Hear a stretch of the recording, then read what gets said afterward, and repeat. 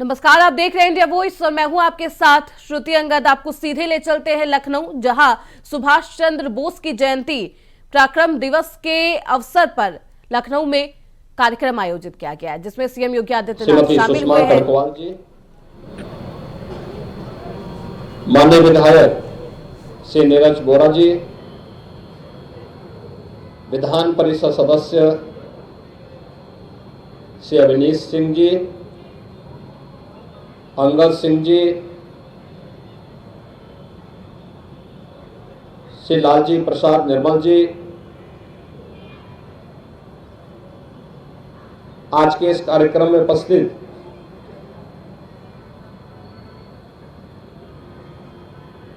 श्री गौरव शुक्ला जी, अशोक कुमार भार्गव जी, रोहित खत्री जी,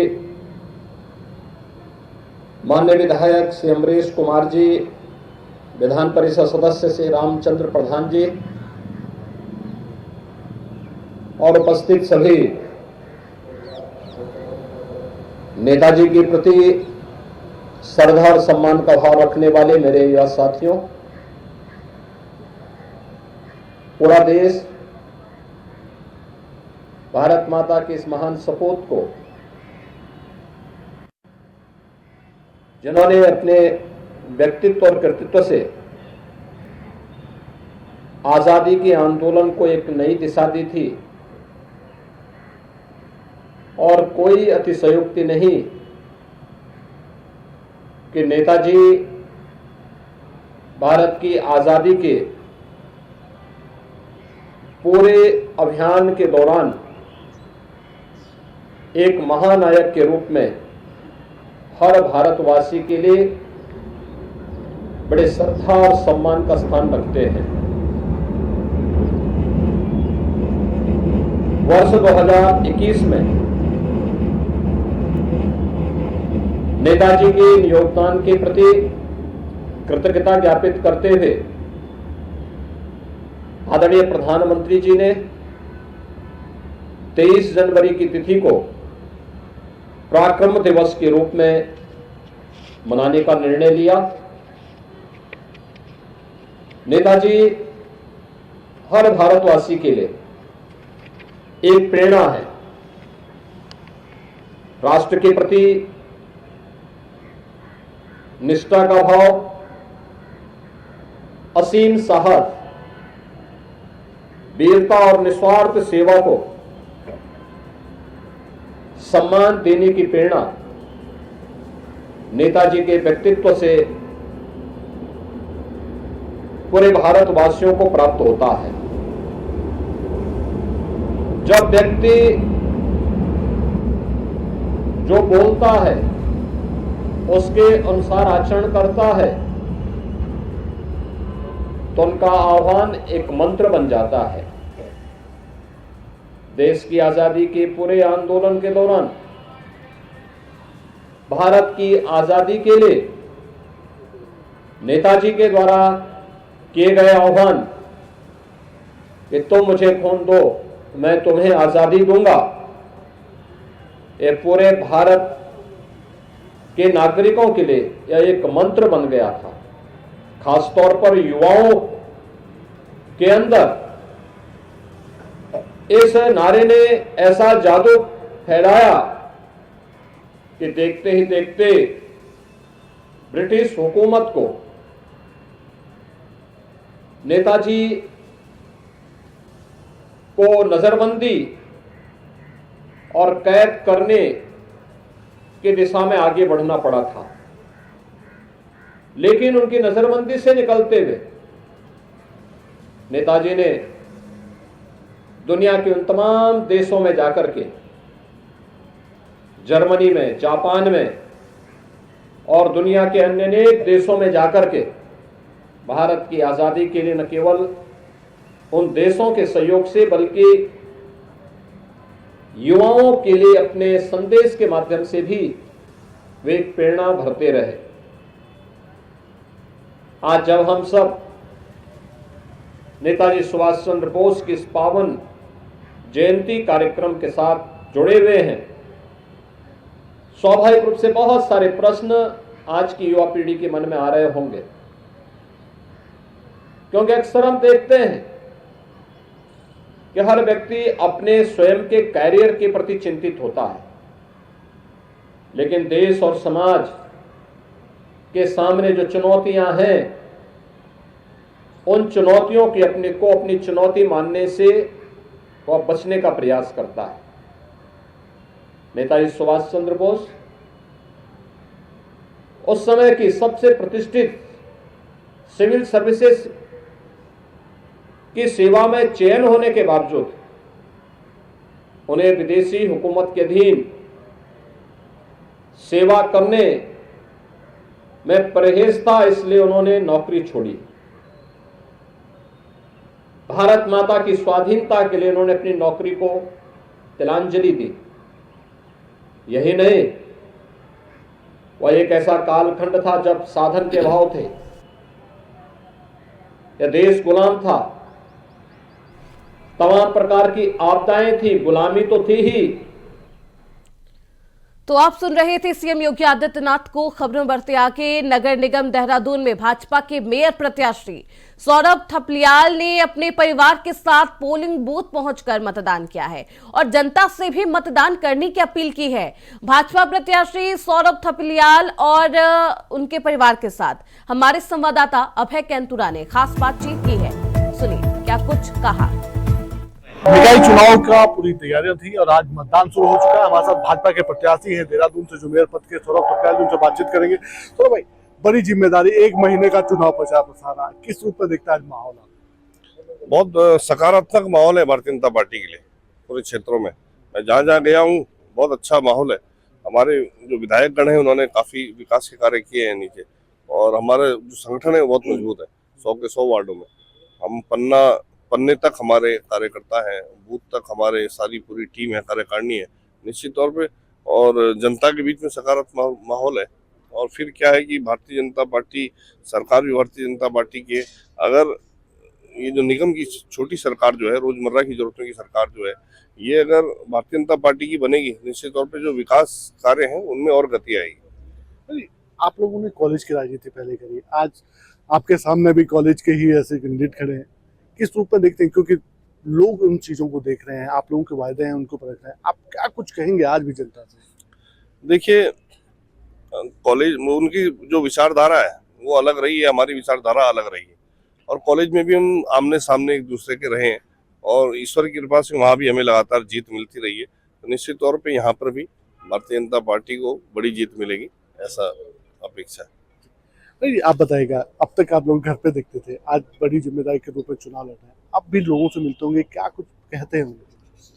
जी, लोगों की तरफ से तो पॉजिटिव रिस्पांस है, और मैं चाहती हूँ कि वो जो भी उनकी अपेक्षा है, इच्छाएं हैं, जो भी उनकी जरूरतें हैं, उन पे ये खरे उतरे और समाज की हर जरूरतों का, हर वर्ग का ध्यान रखें। अच्छा, आपने कोई सलाह दी कि अगर मेयर बनेंगे तो ये चीज करनी है?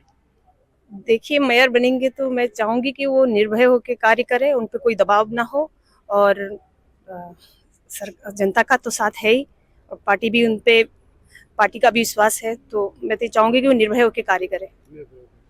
अच्छा सर, आप बताइएगा, अब तक ये सारी चीजें आप देखते रहे, पहले सर्विस में थे, लेकिन घर में माहौल शुरू से ही सौरभ भाई चुनाव लड़ने के रहे, कभी कॉलेज का, आज बड़ा चुनाव लड़ रहे हैं मेयर पद का। बड़ी खुशी है कि करीब 20-25 साल से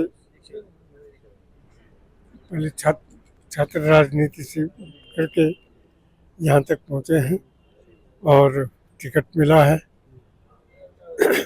तो मैं आश्वस्त हूँ कि इनको जीत मिलेगी और ये अच्छा काम करेंगे। माता जी, आज क्या कुछ कहेंगे? बेटा बड़ा चुनाव लड़ रहा है, जनता से मिलते। देखिए, मन में प्रसन्नता है ही कि बेटा मेरा चुनाव लड़ रहा है, और मैं यही संदेश देना चाहती हूँ उसे कि मन और कर्म और वचन से वो जनता की सेवा करे, जनता के बीच में रहे और जनता का अपना बेटा बनकर सेवा करे। Thank you. तो बिल्कुल, आप ये क्या समझते हैं कि सौरभ थपलियाल जी ने साफ तौर पर ये चीजें कही है कि जो उनका मकसद है नगर निगम देहरादून विकास कार्यों को आगे बढ़ाने का सरकार भी अब तक पूरा सहयोग रही है। ऐसे में डबल इंजन की सरकार के बाद ट्रिपल इंजन की सरकार की उम्मीद जनता से करें और इसी लोग जनता को भरोसा भी दिलाने में जुटे हुए। अब देखना ये होगा कि क्या कुछ जनता किस आधार वोट करते हैं। 25 जनवरी को जब मतगणना होगी तो क्या कुछ निकल कर सामने आ पाता है। कैमरामैन अभय केंतुरा, इंडिया वाइड। वही देहरादून से बड़ी खबर सामने आ रही है। प्रदेश में 100 निगमों में आज वोटिंग है। 11 नगर निगम, 43 नगर पालिका परिषद में वोटिंग है। 46 नगर पंचायतों में मतदान किया जाएगा। 30 लाख से ज्यादा वोटर्स आज वोटिंग करेंगे। सभी निकायों में सुरक्षा व्यवस्था सुदृढ़ कर दी गई है। प्रदेश में 100 निगमों में आज वोटिंग हो रही है और 25 जनवरी को नतीजा भी आएगा। 11 नगर निगम, 43 नगर पालिका परिषद में वोटिंग की जा रही है। बेहद कांटे का ये मुकाबला कांग्रेस पार्टी और बीजेपी के बीच। ऐसे में सुरक्षा व्यवस्था के प्रशासन की तरफ से तमाम व्यवस्था भी किए गए हैं। 30 लाख से ज्यादा वोटर्स इस बार वोटिंग कर रहे हैं। 11 नगर निगम, 43 नगर पालिका परिषद में वोटिंग की जा रही है। 46 नगर पंचायतों में आज मतदान किया जा रहा है। 30 लाख से ज्यादा वोटर्स आज वोटिंग कर रहे हैं। सभी निकायों में सुरक्षा व्यवस्था के तमाम इंतजाम किए जा चुके हैं और कांटे का मुकाबला बीजेपी और कांग्रेस के बीच। ऐसे में बेहद ये दिलचस्प मुकाबला है। दोनों पार्टी दमखम के साथ चुनाव प्रचार करती हुई नजर आई थी और आज जनता अपना फैसला दर्ज करेगी। और 25 जनवरी क्या कुछ जनता ने फैसला लिया है, किसके पक्ष में लिया है, ये सभी के सामने होगा। तो बीजेपी का कुंभा मजबूत होगा या फिर कांग्रेस का, ये देखना बेहद दिलचस्प होगा। तो आज का ये चुनाव कई मायनों में बेहद अहम, भले ही छोटा चुनाव हो लेकिन दोनों ही पार्टियों के लिए ये साख और नाक का सवाल बन चुका है। इस बार पहली बार संकल्प पत्र लेकर बीजेपी निकाय चुनाव में आई है, जो कि अपने आप में एक अहम मुद्दा भी रहा चुनाव प्रचार प्रसार के दौरान। दूसरी तरफ कांग्रेस का वचन पत्र है। अब दोनों में से जनता किस पर भरोसा करती है, संकल्प पत्र पर या वचन पत्र पर, देखना बेहद दिलचस्प होगा। आज वोटिंग की जा रही है। वोटिंग को लेकर तमाम बूथों पर पुलिस प्रशासन की भी तैनाती की गई है। सुरक्षा के तमाम इंतजाम किए गए हैं। बूथों पर जो मतदान करने आ रहे हैं, मताधिकार का जो प्रयोग कर रहे हैं जनता, उनको कोई दिक्कत ना हो, इसको लेकर भी तमाम तैयारियां की जा रही है।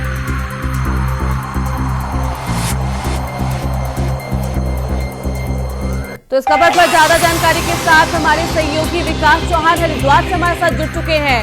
अंजना गोयल कोटद्वार से हमारे साथ मौजूद है। सीधे अंजना आपके पास आते हैं। सबसे पहले अंजना, कैसी हलचल देखी जा रही है? सुबह से ही वोटिंग की जा रही है, कैसा दृश्य पोलिंग बूथों पर?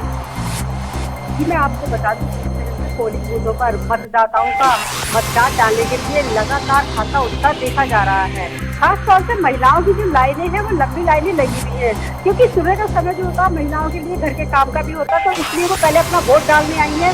उसके बाद उन्होंने कहा है कि पहला काम हमारा वोट डालना है, उसके बाद हम अपने घर के काम करेंगे। वहीं जो यहाँ पर सुरक्षा की दृष्टि से कहा गया है, तो सुरक्षा की दृष्टि से पूरे पुख्ता इंतजाम किए हुए हैं। कहीं भी किसी तरह की कोई भी अगर समस्या आती है तो उसका निपटारा किया जाएगा। और खास तौर से जो दिव्यांग या जो बुजुर्ग लोग हैं, मतदाता है, उनके लिए विशेष सुविधा की गई है।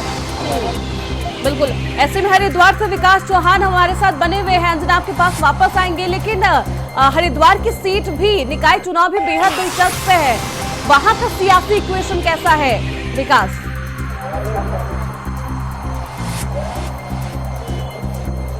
सामने की जो अगर भिड़ंत है तो बिल्कुल कांग्रेस और भाजपा की है, क्योंकि जो मुद्दे हैं उन मुद्दों को लेकर, चाहे वो कांग्रेस हो चाहे भाजपा हो, एक मुख्य जो अगर हरिद्वार के तौर पे कहेंगे तो कॉरिडोर को लेकर जिस तरह से एक मुद्दा यहाँ पर बना, जिसको लेकर मुख्यमंत्री ने भी कहा कि उनका कॉरिडोर को लेकर जो उनकी योजना है उसमें किसी तरह की तोड़फोड़ नहीं है, किसी को वहाँ पर उजाड़ा नहीं जाएगा। उन्होंने भी सफाई यहाँ पर दी है। हालांकि कांग्रेस ने कॉरिडोर को लेकर कहीं ना कहीं एक मुद्दा जरूर बनाया, वो कितना बना पाएगी ये देखने वाली बात रहेगी। लेकिन अगर आज की बात करें तो आज जिस तरह से लोगों में जो उत्साह सुबह से ही देखने को मिला है, चाहे कोई भी बूथ हो वहाँ पर लाइनें यहाँ पर सुबह से ही देखने को मिल रही हैं। लोग काफी उत्साह से अपने जो मताधिकार है उसका प्रयोग करने के लिए बूथों तक आ रहे हैं। और यहाँ पर कह सकते हैं कि बड़ी संख्या में लोगों ने जो फिलहाल जो 1 घंटा है उसमें करीबन 10% के आसपास यहाँ पर अभी जो पोलिंग हुई है। और जो लगातार धीरे धीरे जैसे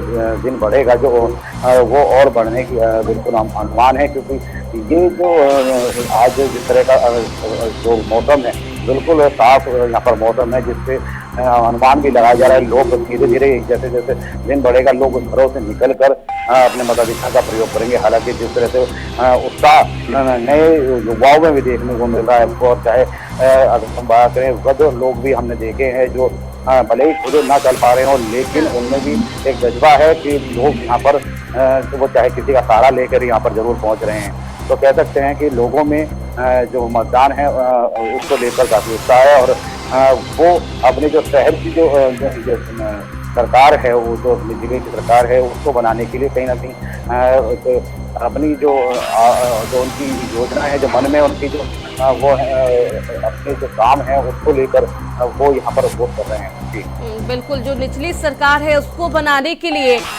जनता का उत्साह अपने चरम पर है और अपने मताधिकार का प्रयोग करती हुई जनता नजर आ रही है। ऐसे में अंजना, कैसा मौसम है अभी कोटद्वार में? तापमान में क्या गिरावट है? तापमान कितनी दर्ज की जा रही है? और साथ ही साथ ये भी बताइए, क्योंकि सुबह से ही वोटिंग की जा रही है, पोलिंग प्रतिशत कितनी हुई है? तो मौसम आज ठंडा है, क्योंकि 2-3 दिन से लगातार काफी तेज धूप निकल रही थी, लेकिन मौसम विभाग ने आज बारिश का भी अलर्ट जारी किया था। अगर ऐसे में बारिश हो जाती है तो मतदान कम होगा, लेकिन जिस तरह से हम देख रहे हैं यहाँ पर काफी भीड़ है। अब तक कम से कम 10% यहाँ पर मतदान हो चुका है और लोग बहुत उत्साह है। खासतौर से बुजुर्ग यहाँ पर बहुत आ रहे हैं और अपना मतदान कर रहे हैं। उनका कहना है कि शहर की साफ सफाई और विकास के लिए हमारा मतदान करना बहुत जरूरी है। बिल्कुल बिल्कुल, अब जनता भी समझती है कि अपने उनके वोट का क्या कुछ महत्व है। ऐसे में उस महत्व को देखते हुए जनता पोलिंग बूथ पर पहुंच रही है, वोटिंग कर रही है, अपने मताधिकार का प्रयोग करती हुई जनता नजर आ रही है। विकास, क्योंकि वहां पर वृद्ध भी पहुंच रहे हैं, जो बुजुर्ग हैं 60 साल से जिनकी उम्र ऊपर है, वहां पर पोलिंग बूथ पर लोग पहुंच तो रहे हैं। वहां पर क्या कुछ व्यवस्थाएं की गई है बुजुर्गों के लिए, वरिष्ठ नागरिकों के लिए?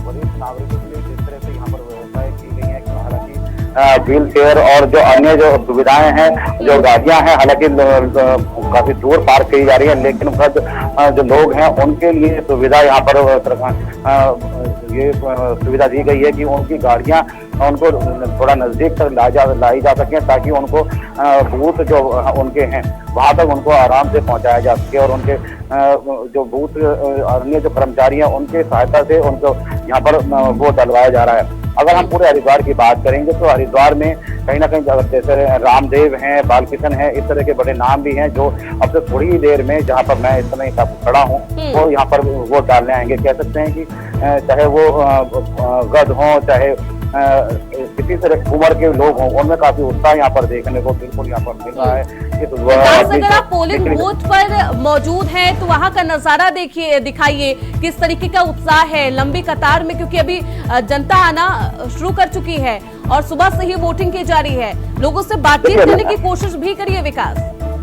देखिए, अभी फिलहाल जिस तरह से जहाँ पर हम खड़े हैं, ये संकल का एक पोलिंग बूथ है, जहाँ पर जो लोग हैं वो यहाँ पर पहुंच रहे हैं। हालांकि जिस तरह से अलग अलग बूथों पर जिस तरह से लाइनें हैं वो यहाँ पर देखने को मिल सकती हैं।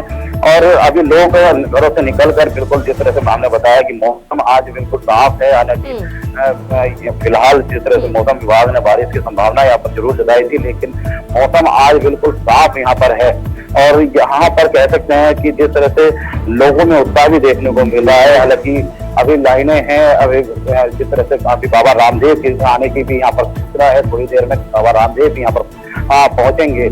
तो बिल्कुल यहाँ पर जिस तरह से हमने दिखाया भी आपको अभी, फिलहाल जिस बूथ पर हम यहाँ पर खड़े हैं उसमें काफी उत्साह यहाँ पर लोगों को देखने को मिल रहा है। बिल्कुल लंबी लाइनें लगी हुई है और जनता अपने मताधिकार का प्रयोग बेहद जोश के साथ करती हुई नजर आ रही है। निचली सरकार बनाना है, लेकिन उत्साह जो जनता का है वो अभी भी बरकरार है और जनता अपने मताधिकार का प्रयोग भी कर रही है। मौसम मतलब तापमान में जिस तरीके से तापमान में उछाल आएगी तो और भी जो वोटिंग प्रतिशत है उसके बढ़ने की संभावना भी है। रामदेव बाबा भी वहां पहुंचेंगे।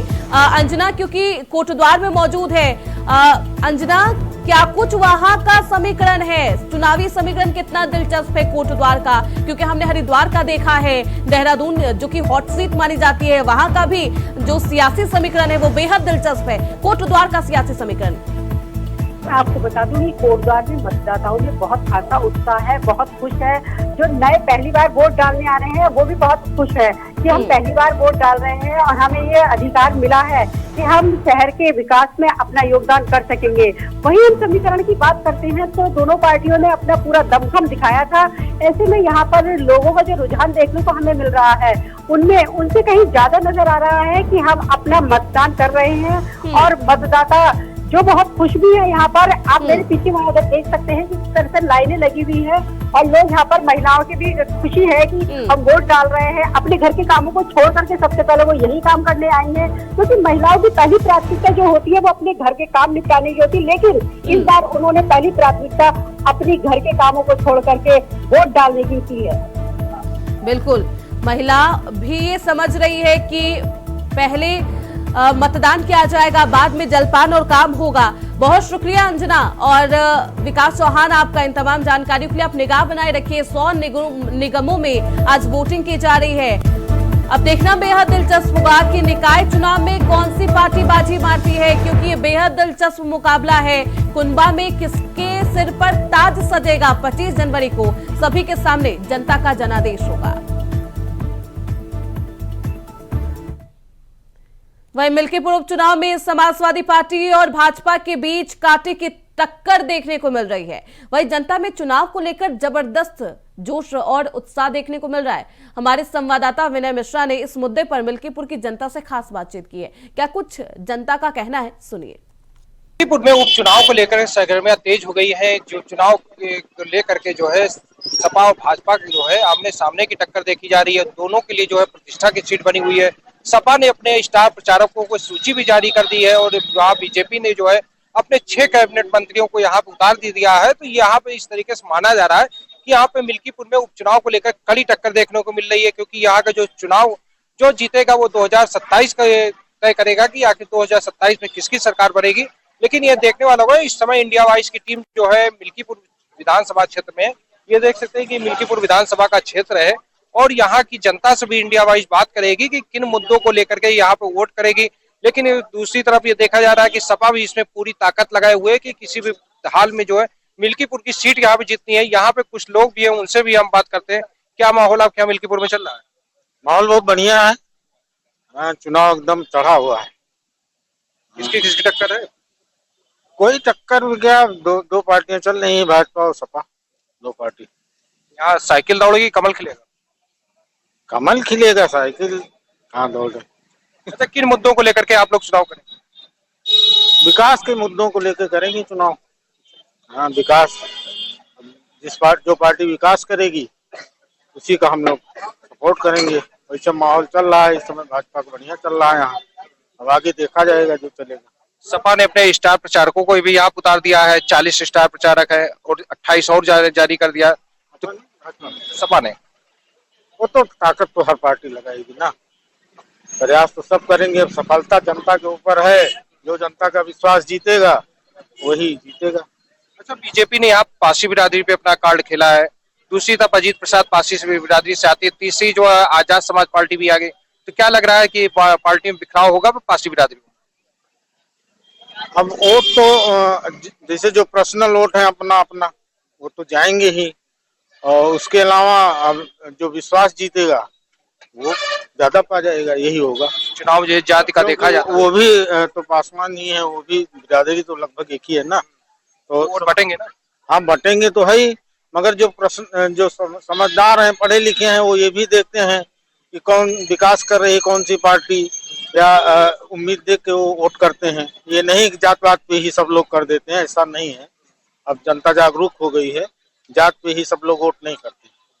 ये आप भी दौड़ रहे हैं, देख रहे हैं, ये भी चल रहा है इस समय की कोई जातवाद बहुत मतलब जातवाद से उठ के आप करेंगे तभी कुछ होगा, नहीं तो होना नहीं है, यही सत्यता है। और जनता भी जान गई है और जनता उसी रूपरेखा में कार्य करना चाह रही मिल्कीपुर की जनता। हमें तो यही लगता है भाई, आगे आप कह ही रहे हैं, आप देख ही रहे हैं। क्या नाम पड़ता है? हमारा वीरेंद्र कुमार। क्या करते हैं? हम टीचर हैं सर। ये वीरेंद्र कुमार है जो अध्यापक है, उनका यहाँ पे साफ तौर पे कहना है कि विकास के मुद्दों को लेकर के यहाँ पे वोटिंग करेंगे।